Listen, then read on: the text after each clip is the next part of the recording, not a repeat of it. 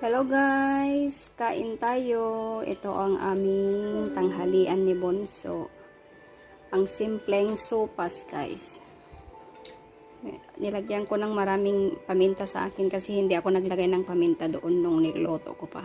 Gusto ko kasi yung medyo meron siyang anghang-anghang konti na galing sa paminta yung pagkaanghang niya. Kain tayo guys. Ito lang ang aming tanghalian guys. Oh. Ganon din sa kanya guys. Oh. Ayan. Oh. Oh, gusto niya. Oh.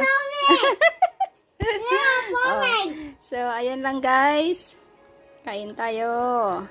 Kain tayo guys. Sopas sa tanghalian guys. Bye. Bye-bye. Hello.